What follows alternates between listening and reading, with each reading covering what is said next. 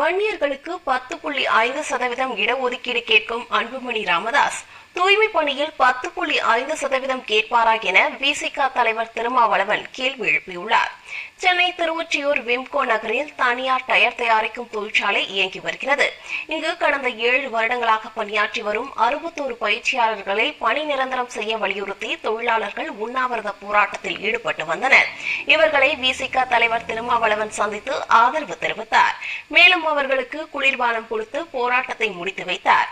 தொடர்ந்து பேசிய திருமாவளவன், வன்னியர்களுக்கு 10.5% இடஒதுக்கீடு கேட்கும் அன்புமணி ராமதாஸ் தூய்மை பணியில் 10.5% கேட்பாரா என்று கேள்வி எழுப்பினார்.